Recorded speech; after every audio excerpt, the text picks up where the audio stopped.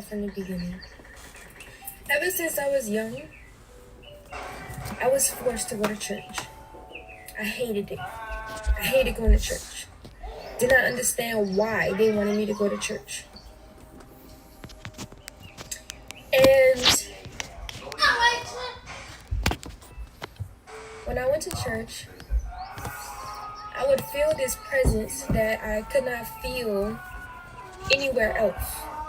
And it was baffling to me. I didn't understand it. So naturally, as I got older and I started hearing more of the scripture, I started hearing more of the word, I understood that I was one with this energy. Whatever I was feeling, I knew that was something that I needed to be a part of. I needed a relationship with this.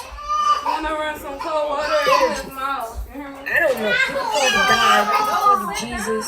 You know, people have all these names that they call it. Very young, no one taught me the proper way. No one sat and taught me the Bible correctly. No one said, this is what this means. This is what this means.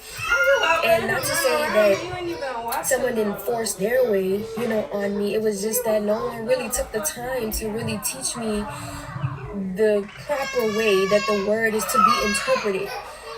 So naturally, because I went through a lot of hardship at a young age, I literally decided to allow this purest form of, energy that I could feel in my life. I allowed it to become, a part of me. I did not use words, but I used action. I used action to submit my life, give my life to this energy, and miracles happen for me. I can go through all the miracles that happened for me. This was way before my situation that you watched online. This was way before all of that. So when I decided to get baptized at maybe I was probably 12 or 13, I decided to get baptized on my own.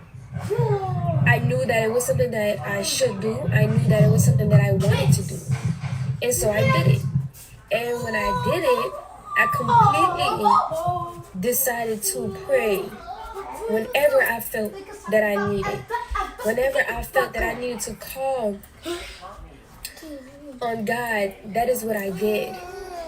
I did not understand that the fact that God gave Jesus to us was God's way of coming in human form to save us from our sins, to save us from all of the things that we're not supposed to be doing. And so I never said Jesus. I always said God. I always just reference, God, period. And so as I was praying and everything like that, a lot of things started working out for me. I went from very depressed as a young adult, a young teenager, really young teenager. I went from really depressed to really moving forward in my life. I accomplished a lot of things by the age of 18.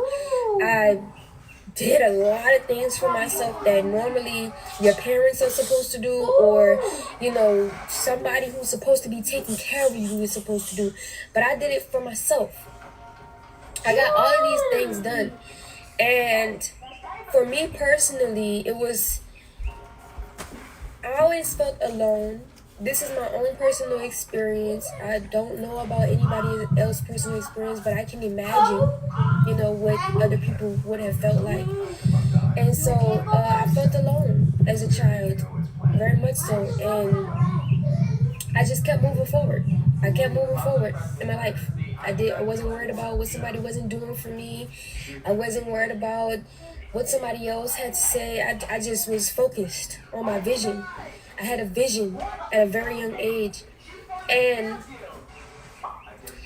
As time went on, because I needed experience and because I needed certain things to develop me spiritually, mentally, emotionally, and all of these things, I attracted certain situations to me, usually in the form of an intimate relationship, to teach me valuable lessons that I needed to learn.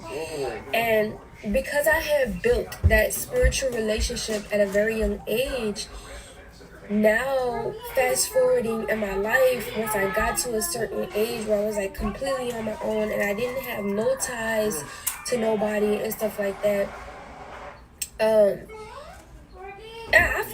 sure I've learned from other situations too. I've had friends come into my life. I've had other people come into my life, but I'm talking about the major experiences that I had to go through and the major lessons that I had to learn were through intimate relationships and having a child, period. And that is the most profound experience any woman can go through to learn or gain any wisdom that she needs, period.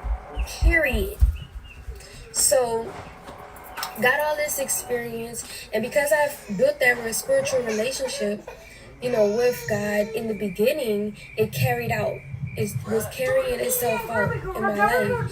So when I got into the situation where somebody was telling me that they were the Messiah, because I didn't have a clear understanding of who the Messiah is, what the Messiah was, the fact that, I wasn't studying the Bible, I didn't know these things. I was curious, very curious, because I wanted to know. I want to know a lot of things.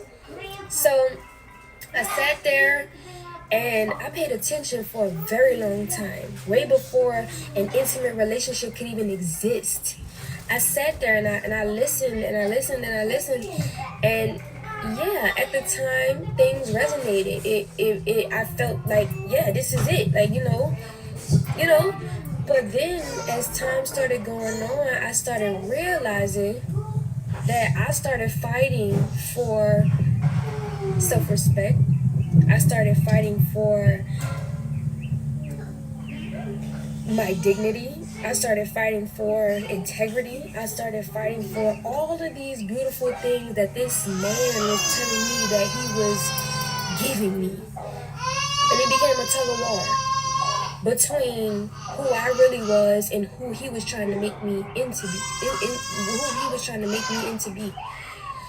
And that didn't resonate with me. So once I had Eliana, a lot more didn't resonate with me, and I could not understand what the hell this was. Literally, I could not understand what hell that was. And so I started asking more questions and more questions and more questions. And the more I asked questions and the more I figured things out, the more things resulted in physical beatings. The more things ended in psychological trauma. The more things ended in emotional wounds and all of these things that go against life. So while this person was telling me, I'm the Messiah, I'm giving you life, I'm giving you this, I'm giving you that, the physical aspect of it was totally different. It was just totally different. And so once I realized that by me fighting for all of these other people and trying to save their feelings and save their emotions and save what they were going through and making sure that they weren't getting hurt and all of this stuff, I realized that I was neglecting myself, which I normally do because I am a giver. I am a natural giver. I am a natural provider. I'm a natural mother. So I was in the situation fighting for everyone else but myself. And I said, months later, even years later, after I had my daughter, and I looked at her and I told myself, I said, she's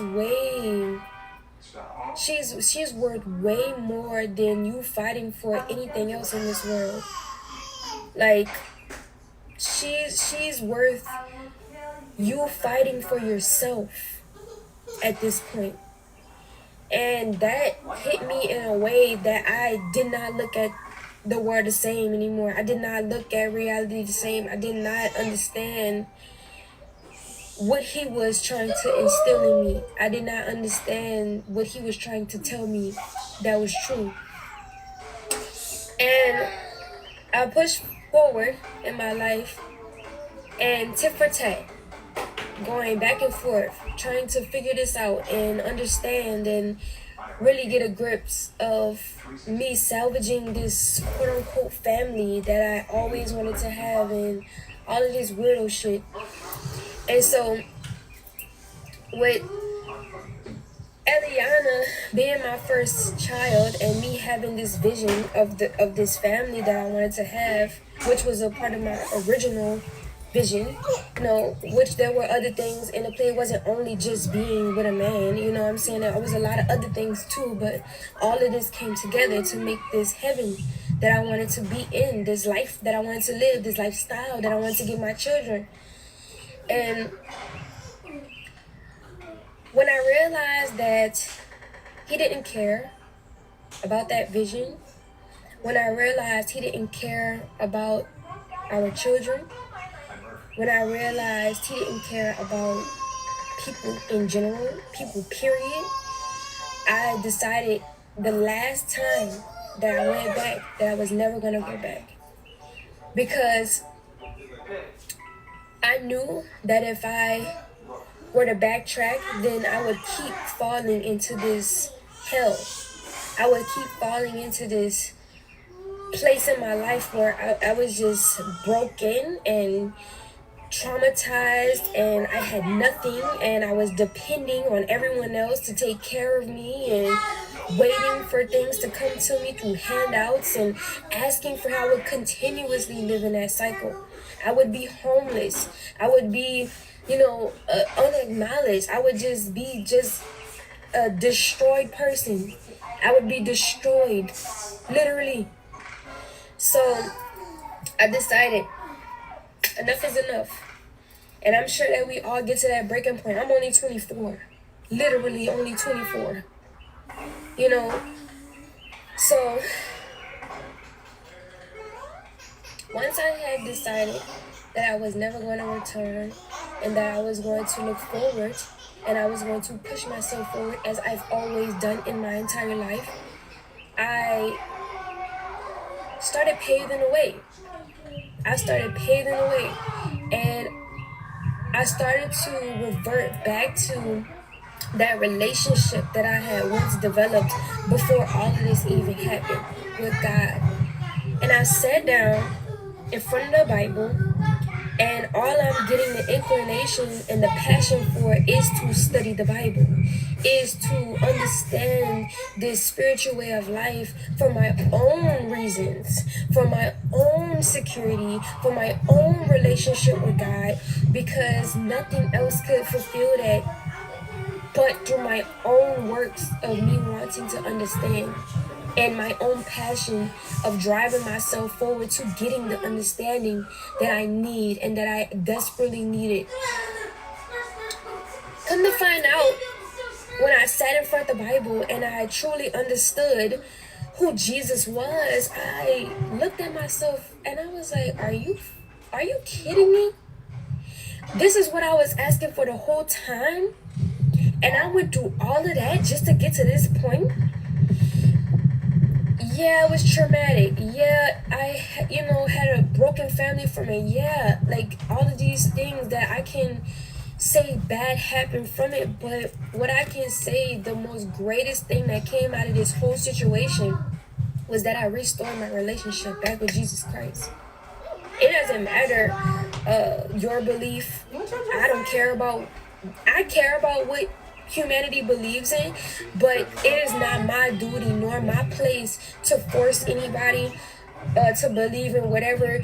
This is my own life. This is my own journey. These are my own opinions. These are my own experiences. These are my own things that I'm going through. You do not have to listen to me. You can leave. You can go and close it all out and all of this extra stuff. But for me personally, the greatest thing that came out of this was the fact that I restored and rekindled my relationship with Jesus Christ. And now I truly understand what that meant. While in the relationship, He was downplaying Jesus, like, oh, he's just an idea. Oh, it's just this. Oh, it's just that. And it always left question for me. Because I'm like, okay, well, if you're the Messiah and there's a book that has a Messiah in it, and this Messiah created or performed all of these miraculous miracles in front of everybody, and he talked to people that he wasn't supposed to be talking to, and he bonded with people that he wasn't supposed to be bonding with, and he brought people together that weren't necessarily supposed to be together, why aren't you doing that? Where are the miracles that you're performing? What are the miracles you're performing? Because what I see you performing is evil, and it's destruction that is coming from the works of your hands. It is destruction that's coming from your mind. This is not what Jesus stood for. This is not who Jesus was. So while the person I was in a relationship with who called themselves the Messiah tried to take the Bible and twist it and turn it for his own agenda and his own ability to be whoever he thought that he was in his own mind, it left me in question. And it left me in a state of confusion. And after time, I realized that confusion comes from the devil. Confusion comes from something or someone that wants you to disconnect that relationship, or get rid of that relationship that you have with God or that you have with Jesus. The devil does not want us to understand who Jesus is. The devil does not want us to live in life. The devil wants us to live in death, because that is where the devil dwells. The devil dwells in death. The devil dwells it outside, or not necessarily outside of life, but not in everlasting life. It does not see it. It does not get to experience it. And the only thing that the devil has is earth to roam and to put itself in people and in things and in ideas and conjure itself up to tear people away and deter people and steer people away from creating this relationship with God. Literally. And when I seen that playing out in my life, I knew that when I was a little kid, I didn't ask for that. I didn't ask to experience death. I didn't ask to experience evil. I only asked that God would show me a path that would take me to a higher understanding of who I was. And though I had perceived everything to be wrong and God wasn't there for me at that time, God was there the whole time. God knew what I was going through. Jesus had already saved me and had already forgiven me for the things that you blame me for today, because my heart, my intention was with him the whole time. People forget that you have a core. You literally have a core of who you are. God knows. God already knows what you want. God knows where you're going. God knows where you're headed. God knows what you need to experience. God knows everything about you. And God is going to give you exactly what you need to get you to the point and where you need to be in life. I could sit here all day and harbor on the fact that I had a child in a situation that I didn't want to, or I'm still putting the pieces together in the life that I have right now. I could sit here and dwell on all of that, but you want to know what I do instead of that? I give glory to God. I give glory of the fact that Jesus had already forgiven me before I could even ask for forgiveness. Literally. I already had a relationship that was beyond my own understanding. I already was given life because I had already chosen. I had already chosen. And you want to know? The person that I was in a relationship that was trying to stir to me that he was the Messiah and that he was God and all of this extra stuff, he tried to beat that core out of me. But you can't beat the core out of someone. People are going to be who they are. People's intentions are what they are. You cannot take it away. You cannot replace it. It is. It is what it is, and it will be what it is.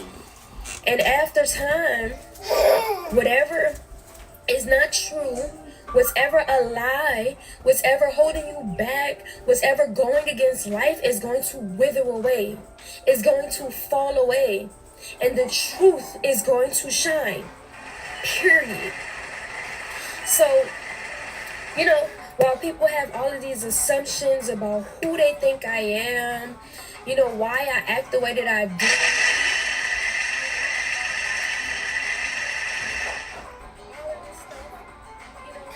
God sits high and looks low. He's at the almighty top.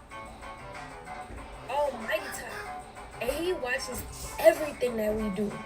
He knows the decision that we're going to make way before we even make it. And he knows our intention behind why we do the things that we do.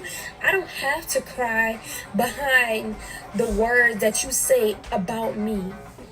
I don't have to cry about the misjudgment that you place upon me. That is not my duty. That is not my job. The only reason why I cry is for the sake of other people who are unheard. People who do not have a voice. People who do not know who Jesus is. People who do not know who God is. People who do not have a relationship with him. People who do not choose life. That is the only reason why I cry.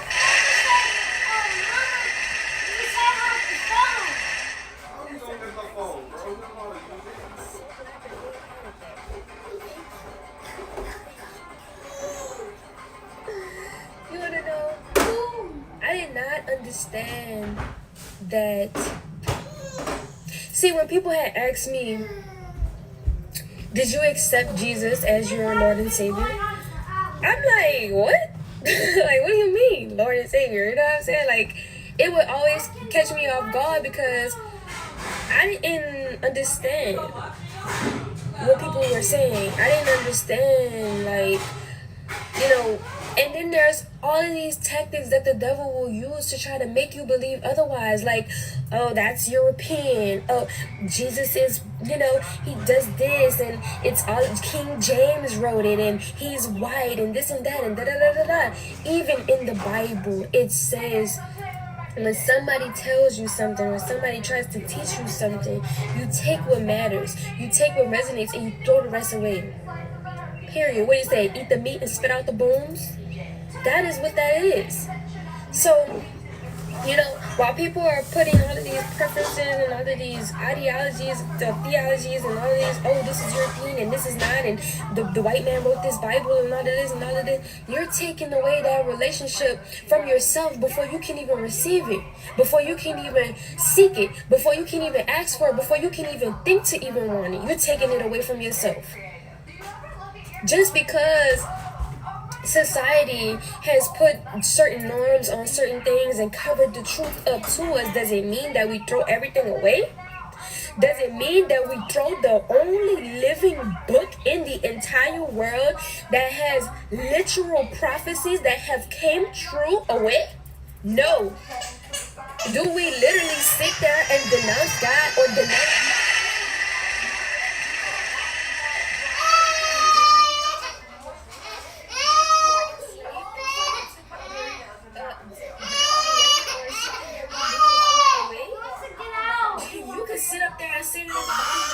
Egypt gods that are out there? That all of those gods are not even supposed to be worshipped right now, because that is what got Egypt in the actual destruction that they are going through today. Literally, God said, do not worship any other god but me. But me. And you see people making up all these gods, the sun god, this god, that god. God is the God. God is the God of all. But you sit up there and you glorify something that is outside of this book, that you just so frivolously threw away because you want to have some type of sovereignty. You want to have some type of importance or superiority that has nothing to do with life itself. You see, even in the Bible, it says that if you don't have to quote me on these words, but I'm pretty sure that it says this. The thing that comes before destruction is pride. You have pride in wrong things. you have pride in the wrong things. You have pride in places that it shouldn't be. You have pride in all of these guys that should not be worshipped. You're gonna destroy yourself. You're gonna destroy your family. You're gonna destroy your life. You're gonna destroy anything you touch. Anything you touch. Pride comes before the fall. Exactly. You know, this is not.